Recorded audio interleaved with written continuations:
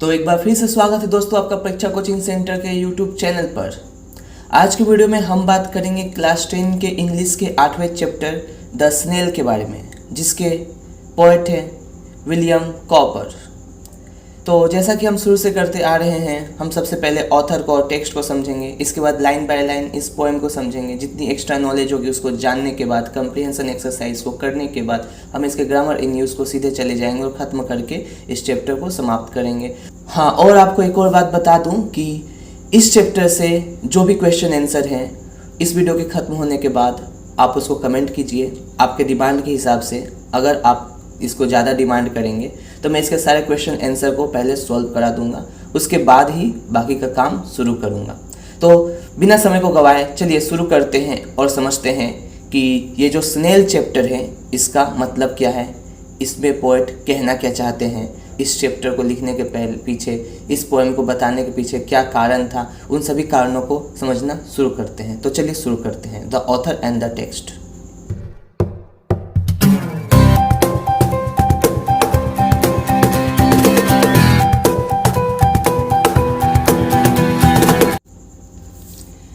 William Cowper, 1731 to 1800, was one of the most popular poets of his time. William copper जो 1731 से 1800 ईस्वी तक थे, was one of the most popular poet of his time. वो अपने समय के एक बहुत ज़्यादा प्रसिद्ध पोइट्स में से एक थे, यानी कवियों में से एक थे अपने समय के। Copper changed the direction of 18th century nature poetry by writing about the English courtyard and the every lives of people. प्रतिदिन जीवन, लोगों के प्रतिदिन के जीवन को और इंग्लिश के ग्रामीण हिस्सों के ऊपर लिखकर इन्होंने 18वीं शताब्दी के नेचर पोएट्री में, यानी प्राकृतिक के ऊपर लिखे जाने वाले पोएट्री के ऊपर, पोएट्स के ऊपर जो दिशाएं थी, उन दिशाओं को इन्होंने बदल कर रख दिया कॉपर ने 18वीं शताब्दी में जिस समय ये थे, उस शताब्दी में लोगों के जो पोएट लिखने का तरीका था, जो थीम था, वो अलग हुआ करता था। वे नेचर पोएट्री पे लिखा करते थे, जिसमें नेचर के ऊपर बताया जाता था, नेचर की हरियाली और अलग अलग तरह की चीज़ें, पेड़ पौधों के बारे में बताया जाता था। लेकिन यहाँ पर पोएट ने एक स्नेल के बारे में बताया। देखिए किस तरह से इस चैप्टर में भी उन्होंने अपने इस बदलाव को, इस डायरेक्शन को जो उन्होंने चेंज किया है, वो उन्होंने इसमें बताया है। आप इसको साफ साफ समझ पाएंगे जब मैं चैप्टर को शुरू करूँगा तब, ठीक है। यहाँ पे बस समझ लीजिए कि इन्होंने काफ़ी ज़्यादा बड़े बड़े बदलाव लेकर आए इंग्लिश राइटिंग में। जो लोग इंग्लिश में नेचर पोएट्री के ऊपर लिखा करते थे, उन्होंने इनके रास्तों पर आकर इन्होंने अलग अलग तरह की चीज़ें सीखी और अलग अलग तरह के चीज़ों के ऊपर नेचर में इन्होंने महत्व दिया, ठीक है। His famous works include Olney, hymns and the task. इनके जो प्रसिद्ध काम हैं उन कामों में शामिल है ऑनले, हिम्स एंड द टास्क, ठीक है। इनका नाम ट्रांसलेशन नहीं किया जा सकता, इसको ऐसे ही समझना होगा, ऑलने, हिम और द टास्क, यही उनके कलेक्शंस में से एक हैं। अब आगे बढ़ेंगे। ये जो नेक्स्ट पैराग्राफ है ये पोएम के ऊपर दिया गया, इसको भी समझ लेते हैं। The poem takes us into the private world of snail where it seems to lead a self-sufficient life. ये पोएट हमें ले जाता है स्नेल का मतलब होता है घोंघा, जिसको हम लोग बोलते हैं, घोंघा बोला जाता है इसको हिंदी में, आपने देखा होगा। स्नेल के प्राइवेट यानी निजी जीवन में, निजी दुनिया में हमें लेकर जाता है यह poem. Where it is seen to lead a self-sufficient life, जहाँ पे हम देख पाएंगे कि ये लीड करता है, यानी कि नेतृत्व रखता है अपने स्वयं संपूर्णता वाले जीवन पे। मतलब उसका जीवन जो होता है खुद में संपूर्ण है। ऐसे जीवन जो खुद में संपूर्ण है, वैसे जीवन के बारे में पोएट ने बताया है। एक स्नेल ऐसा प्राणी है जिसका जीवन अपने आप में संपूर्ण है, उसे जो चीज़ों की जरूरत होती है वो अपने आप ऊपर निर्भर करता है, ठीक है। और उसके प्राइवेट दुनिया में पोएम के जरिए पोएट हमें लेकर जाएंगे, कॉपर हमें लेकर जाएंगे। We are allowed to observe in minute detail the snail yet self content world in which a snail live. We are allowed to observe in minute detail the small yet self-contained world in which a snail lives. We will allow to observe. हम खुद allow मतलब हम observe कर पाएंगे, हम खुद निरीक्षण कर पाएंगे, जांच पाएंगे इन मिनट डिटेल, हर एक पल की जानकारी। The snail yet self contained world the small yet self content world in which the snail lives. वो जीवन जो भले ही छोटा है लेकिन वो क्या है, वो सेल्फ कंटेंट है, स्वयं के ऊपर निर्भर है, स्वयं संपूर्णता वाला जीवन है। वैसे जीवन जो स्नेल जीता है, इसके बारे में हम हर एक डिटेल को जान पाएंगे, इसको निरीक्षण कर पाएंगे इस पोएम के जरिए। ठीक है, तो अब ये तो हो गया हमारा ऑथर एंड द टेक्स्ट के बारे में छोटी सी जानकारी। अब इस जानकारी को हम लोग और बढ़ाएंगे और समझेंगे इस पोएम को। तो शुरू करते हैं पोएम को। रीड द फॉलोइंग से। Read the following. To grass और लीफ और फ्रूट और wall, the snail sticks close, no fear to fall, as if he grew their house and all together. Within that house secure he hides, when danger imminent besides, of storm or other harm besides, of weather. इन दो stanza का मतलब पहले हम लोग समझ लें। वैसे तो देखा जी, ये जो दोनों लाइन हम लोग देख रहे हैं, ये दोनों एक कंप्लीट स्टेंजा, ये दोनों मिलकर एक स्टेंजा तैयार करता है। यहाँ पे टुगेदर, यहाँ का वेदर मिलकर एक पूरा स्टेंजा तैयार करता है। तो इस पूरे स्टेंजा का मतलब हम लोग समझेंगे अब। टू ग्रास और लीफ और फ्रूट और वॉल। ग्रास का मतलब घास, लीफ पत्ते होते हैं, और वॉल का मतलब यहाँ पे दीवार होता है। बाकी यहाँ स्टिक मतलब चिपकना हो गया, और यहाँ विथिन द, यहाँ मतलब समझ ले इसका। टू ग्रास घासों को, पत्तों और फलों और दीवालों के ऊपर।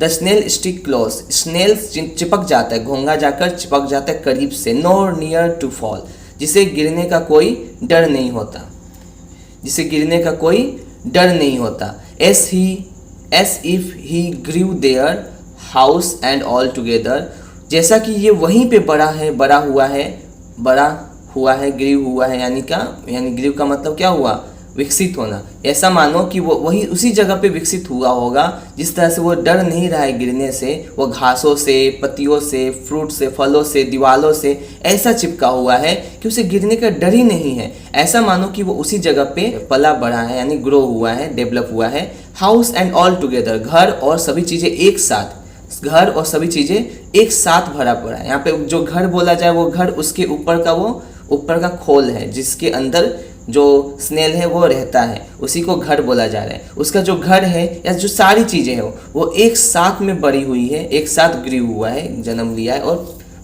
ग्रीव यानी डेवलप हुआ है, जिस कारण से वो किसी भी चीज़ से गिरने का उसके ऊपर, उसके अंदर डर नहीं है। ठीक है, नेक्स्ट लाइन में देखते हैं। Within that house secure he hides, उसी घर के अंदर, वो जिस घर के साथ वो पला बड़ा है, उसी घर के अंदर वो सुरक्षित रूप से छुपा हुआ रहता है। When danger imminent besides, danger जब खतरा, imminent का मतलब करीब आना, imminent का मतलब करीब आना, और besides का मतलब घटना। जब खतरनाक घटनाएं करीब आती है, यानी होती है, घटती है, तब वो क्या करता है, वो उसी घर के अंदर सुरक्षित रहता है। किस चीज़ की घटनाओं की बात की जाए, देखिए यहाँ पे ऑफ स्टॉर्म, तूफान की, और अदर हार्म बिटाइड्स, या किसी अलग तरह की, किसी और नुकसान पहुंचाने वाली घटनाओं की बात की जा रही है। ऑफ वेदर, मौसम की, जो मौसम से होती है, या वो तूफान हो, या तूफान के अलावा किसी और तरह का मौसम से होने वाला जो खतरा है, घटना है, इन सभी घटनाओं से जब डेंजर आता है, खतरा आता है उसके ऊपर, तो इमिनेंट, तो वह एकदम तुरंत से, बिटाइड्स, उन खतरों से उसी घर में छुपा हुआ रहता है, सिक्योर ही है, सुरक्षित रूप से छुपा हुआ रहता है। ठीक है, अब एक बार इस स्टेंजा को अच्छे तरह से हम लोग समझ लेते हैं। यहाँ बोलने का कोशिश कर रहे हैं कॉपर कि चाहे घास हो, पत्ते हो, फ्रूट फल हो, या दीवार हो, स्नेल क्लोजली, करीब से चिपका हुआ है उन सभी चीज़ों से। Nor near nor fear to fall, गिरने का उसके अंदर कोई डर नहीं है, वो डर नहीं रहा है, उन सभी चीज़ों से चिपका हुआ है। चाहे वो ग्रास हो, लीफ हो, पत्ते हो, फूल हो, किसी भी चीज़ से वो चिपक के ऐसे बैठा हुआ है, ऐसे चिपका रहता है कि जैसे उसके अंदर गिरने का डर ही नहीं है। और ऐसा मानो कि वो उसी जगह डेवलप हुआ है, उसी जगह ग्रीव हुआ है, पला भरा है। हाउस एंड ऑल टुगेदर, वो जो घर उसके ऊपर है, यानी उसका जो खोल है, वो घर और सभी चीज़ें एक साथ पले भरे हैं, है ना। घोंघा का जो ऊपर का हिस्सा होता है, जिसके अंदर वो छुपा हुआ होता है, वो चीज़ भी उसी के साथ बढ़ता है। यही बात पोएट बोलना चाहते हैं यहाँ पर। विथिन दैट हाउस, और उसी खोल के अंदर, सिक्योर ही हाइड्स, वो सुरक्षित रूप से छुपा रहता है। When danger imminent besides of storm or other harm besides of weather, मौसम से आने वाली घटनाएं, होने वाली घटनाएं, या तूफान, जब कभी किसी तरह का डेंजर आता है तो वो उसी घर के अंदर सुरक्षित रूप से छुपा हुआ रहता है, पोएट यहाँ कहना चाहते हैं। अब आगे बढ़ते हैं नेक्स्ट स्टेंजा की तरफ, उसको समझ लें। But give but his horns the slightest touch, his self collecting powers is such, he shrinks into his house with much displeasure. Next page में आते हैं। Wherever he dwells alone, except himself has chattels none, well satisfied to be his own whole treasure। यहाँ पे भी है ये line छुपा हुआ, ठीक है। इस दो लाइन का मतलब दो या कंप्लीट स्टेंजा बोल सकते हैं, सेकेंड स्टेंजा, ये इसका मतलब हम लोग समझ ले। अब यहाँ पे पोएट बोलना चाहते हैं। तो दोस्तों ऐसे ही वीडियोस के लिए हमारे चैनल को जल्दी से सब्सक्राइब कर लीजिए और बेल आइकन को भी दबा दीजिए ताकि आपको हमारे वीडियो का नोटिफिकेशन समय समय पर मिलते रहे। Give but his horns the slightest touch, जब कभी उसके हॉर्न को, उसके सींगों को, उसके सर पे निकला हुआ जो हिस्सा होता है उसको छुओ, हल्का सा छुओ। His self collecting powers is such, उसका सेल्फ कलेक्टिंग, उसके अंदर एक पावर होता है कि वो he shrinks into his house with much displeasure, कि वो अपने घर के अंदर श्रिंक्स हो जाता है, छोटा हो जाता है, संकुचित हो जाता है। विथ मच डिस्प्लेसर, लज्जा के साथ, मतलब उसको इतना शर्म आता है। डिस्प्लेसर का मतलब यहाँ पे वो शर्म आना, तो उस शर्म के साथ अपने उस घर के अंदर, घर का मतलब क्या, उसके ऊपर का खोल, जहाँ पिक्चर में दिख रहा है आपको, उसके ऊपर के खोल, एक बार पिक्चर देख लीजिए, इस खोल के अंदर वो छुप जाते हैं। यानी ये उसका सर है, इस सर को जैसे ही कोई चीज़ टच करता है, उसके हॉर्न को कोई चीज़ टच करता है, तो उसके अंदर ऐसा सेल्फ कलेक्टिंग पावर, यानी कि संकुचित हो जाने वाला, संग्रहित हो जाने वाला खुद से ऐसा पावर है जिससे वो संग्रहित होकर इसके अंदर घुस जाता है। हाँ, ऐसा ही होता है। आप कभी इसको यहाँ पे टच कीजिएगा, इसके किसी बॉडी पार्ट को टच कीजिएगा, देखिएगा ये झट से छोटा हो जाता है, अपने घर के अंदर छुप जाता है। तो इसके अंदर कौन सी पावर होती है, इसी पावर के बारे में पोएट यहाँ पे बता रहे हैं इसके पिछले स्टेंजा में, पेज नंबर 62 में। He shrinks into his house with much displeasure, वो छोटा हो जाता है अपने घर के अंदर डिस्प्लेसर के साथ। डिस्प्लेसर का मतलब वो यहाँ पे शर्म के साथ। नेक्स्ट पेज में देखिए क्या बोला जा रहा है। वेयर ही ड्वेल्स एलोन, ये जहाँ कहीं भी रहता है ये अकेले ही रहता है। मतलब ये जो घोंगा है ये किसी भी जगह पर अकेले ही रहता है, इसको किसी के साथ की जरूरत नहीं होती है। Except himself had chattel none, इसको खुद के अलावा और किसी चीज की जरूरत नहीं पड़ती है। He is satisfied to be his own whole treasure, और वो अपने आप से ही पूरी तरह से संतुष्ट है, अपने आप को एक कंप्लीट ट्रेजर मानते हुए। इसको एक कंप्लीट ट्रेजर पोएट ने कहा है। वो अपने आप को सुरक्षित मानता है और अपने आप में ही संतुष्ट है। वेल सेटिस्फाइड यानी अच्छे तरह से संतुष्ट है। To be his own whole treasure, और अपने आप के लिए वो खुद एक कंप्लीटली रूप से एक ट्रेजर है, एक खजाना है। ट्रेजर का मतलब यहाँ पे खजाना हुआ, यानी कि ये पूरा अपने आप को एक खजाना समझता है। ऐसा खजाना जो अपने आप को तिजोरी के अंदर भर लेता है, और ये अकेला रहना चाहता है, किसी के साथ रहना नहीं चाहता है। तो आशा करते हैं कि आपने इस पोएम को अच्छे से समझ लिया है। एक बार और सभी लाइनों को डिटेल में समझते हुए आपको बता दें। यहाँ पर पोएट एक स्नेल के बारे में बता रहे हैं। स्नेल कैसा होता है, वो अपने आप में पूर्ण है। सबसे पहला बात वो बताते हैं कि ये किसी भी चीज़ के साथ चिपका हुआ होता है, जैसे घास हो, लीफ पत्ते हो, फ्रूट्स हो या दीवार हो, कोई भी चीज़ हो, स्नेल जो है वो किसी भी चीज़ के साथ कंप्लीटली रूप से जोर से चिपका हुआ होता है। इतने जोर से कि इसे गिरने का डर ही नहीं होता। ये कैसे भी जगहों पे चिपक के लटक जाता है, लेकिन इसके अंदर गिरने का डर नहीं है। ऐसा मानो कि वो उसी जगह पे पला बढ़ा हुआ हो, यानी वो अपने पला भरा, उसका जन्म भी उसी जगह पे हुआ और वह बढ़ा भी उसी जगह पे, जिस कारण से उसको अंदर किसी तरह का डर नहीं है।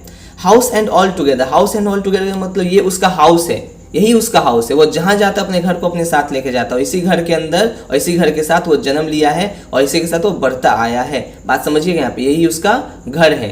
इसके पीठ के ऊपर का ये जो हॉर्न है ये उसका घर है और इसी के साथ वो पला भरा है और बाकी सभी चीज़ों के साथ ही वो आगे चल रहा है।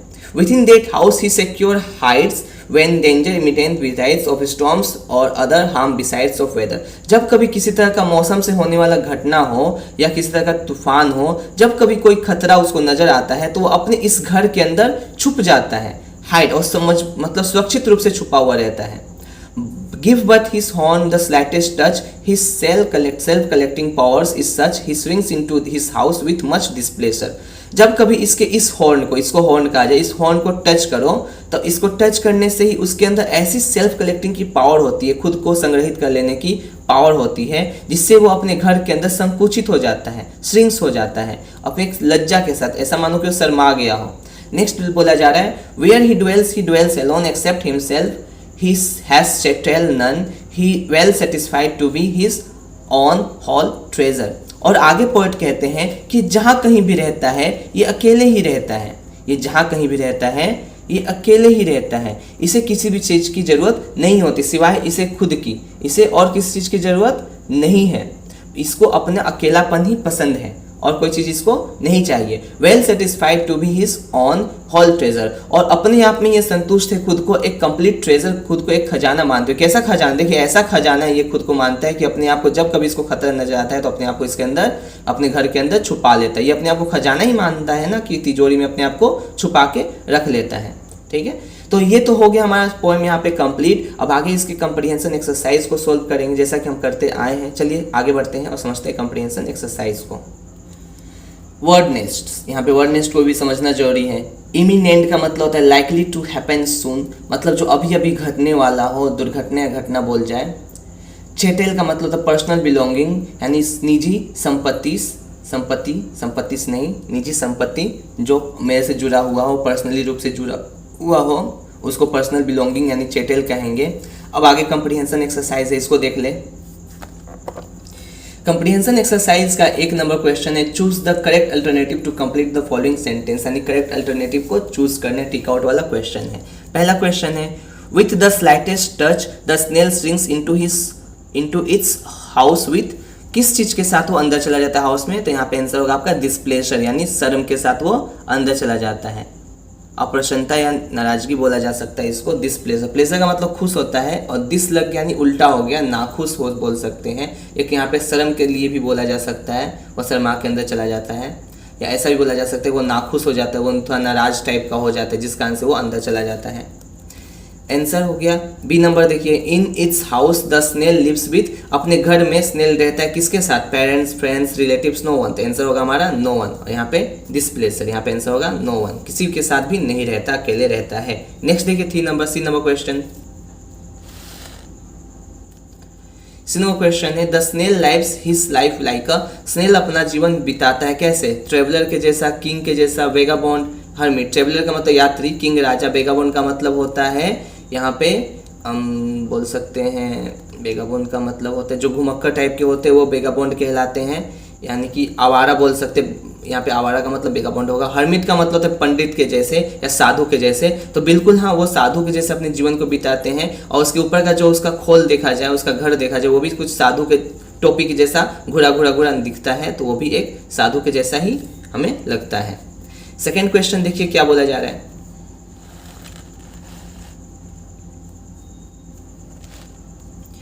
State whether the following statements are true or false. Provide sentence phrases, the words and support of your answer.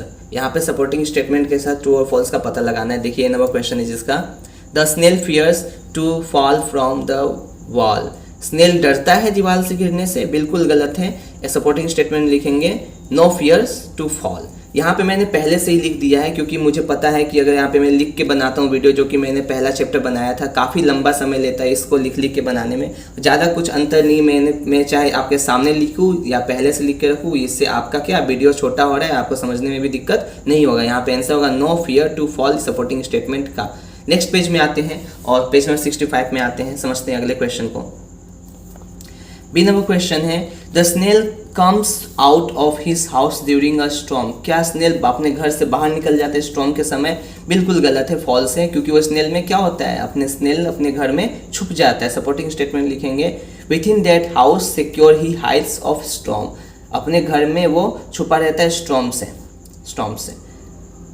C number question the snail and his house are inseparable. Snail और उसका घर इनसेपरेबल है, true होगा बिल्कुल भी। Supporting statement लिखेंगे within that house, उसी घर के अंदर वो सब कुछ करता है। थर्ड क्वेश्चन में बोला जा रहा है, इसको देख लेते हैं। Answer the following question, question answer है ये, इसको समझ लें। इसका पहला क्वेश्चन है what does the snail usually stick itself to. किस चीज़ से स्नेल अपने आप को जोड़ लेता है। इसका आंसर भी क्वेश्चन की तरह ही देंगे। पहले लिख लेंगे the snail usually sticks itself to, the snail usually sticks itself to, यहाँ पे एस लगना छूट गया, इसको एस लगा लेते हैं। The snail usually sticks itself, STICKS, sticks itself to grass, leaf and to its wall of its own house. Next question है what makes a snail well satisfied। क्या well satisfied बनाता है, स्वयं को निर्भर बनाता है स्नेल को। आंसर होगा the snail dwells alone in his own house। Snail रहता है अपने घर में अकेले with all his belongings and whole treasure, अपने सभी वस्तुओं के साथ और सारे ट्रेजर खजाने के साथ। This makes him well satisfied, यही उसको वेल सेटिस्फाइड बनाता है। सी नंबर क्वेश्चन है when does the snail feed faster. कब स्नेल फीड फास्टर करता है, तेजी से खाता है। आंसर होगा the snail faster feed when the snail meets another snail. जब स्नेल दूसरे स्नेल से मिलता है तब वो तेजी से फीड करता है। नेक्स्ट ग्रामर इन यूज को भी समझ लेते हैं यहाँ पर। 4 नंबर क्वेश्चन है change the following sentence into question as directed. जैसे बताया गया वैसे चेंज करना है। ए नंबर क्वेश्चन जिसका Siraj always rises early. Siraj रोज सुबह जल्दी उठता है। इंट्रोगेटिव सेंटेंस बनाना है डस के साथ। तो आपको पता होगा इंट्रोगेटिव सेंटेंस बनाने का रूल होता है, स्ट्रक्चर होता है कि सबसे पहले हमको WH वर्ड अगर लग रहा है तो लगाएंगे, इसके बाद हेल्पिंग वर्ब लगाया जाता है, इसके बाद सब्जेक्ट, फिर वर्ब, और हेल्पिंग वर्ब लगे तो हेल्पिंग वर्ब तो पहले ही हो गया, वर्ब ऑब्जेक्ट, बाकी जो कुछ भी जैसे हो वैसे ही लग जाता है। तो यहाँ पे उसी तरह से करेंगे। A number question Siraj always rises early. Answer होगा when does Siraj rise. When हो गया WH question, does helping verb, Siraj subject और राइस वर्ब, क्वेश्चन मार्क लगेगा ही लगेगा क्योंकि इंट्रोगेटिव बनाएंगे हम इसको हम ऐसे भी कर सकते हैं डस सिराज राइस अर्ली। ठीक है, इस तरह से ये ट्रांसलेट हो जाएगा। Next B number Joyce is the best singer in the class. Information question using who लगा क्वेश्चन बनाना है। आंसर होगा who is the best singer in the class, ये नहीं होगा who is the best singer in the class, question mark. C number question है he saw the rainbow. Interrogative sentence बनाना did लगाकर। आंसर हो जाएगा did he see the rainbow, question mark. सो बदल जाएगा सी में क्योंकि सो सेकेंड फॉर्म था, सेकेंड फॉर्म को ये डिड अलग कर दिया, तोड़ दिया, डिड लगने से फर्स्ट फॉर्म में बदल गया। डी नंबर क्वेश्चन है I go to school by bus. Information question using how, how लगा के इन्फॉर्मेशन क्वेश्चन जोड़ना है। आंसर होगा how do you go to school, question mark, और खत्म यहाँ पे। तो दोस्तों इस तरह से हमारा ग्रामर इन यूज खत्म होता है। ग्रामर इन यूज के खत्म होने के साथ साथ हमारा चैप्टर भी खत्म हो जाता है। ठीक है, तब तक के लिए इंतजार करते रहिए हमारे वीडियो का। और हाँ, अगर आप चैनल पे नए हैं तो चैनल को सब्सक्राइब करके हमारे वीडियो को लाइक, और अगर वीडियो अच्छा लगा तो कमेंट करके हमें बता दीजिए कि वीडियो में कौन सी चीज़ आपको काफ़ी ज़्यादा अच्छी लगी है। तो तब तक के लिए मिलते हैं आपसे हम अपने नेक्स्ट वीडियो में, जहाँ हम आपसे बात करेंगे अगले टॉपिक के बारे में। तब तक के लिए जय हिंद, जय भारत।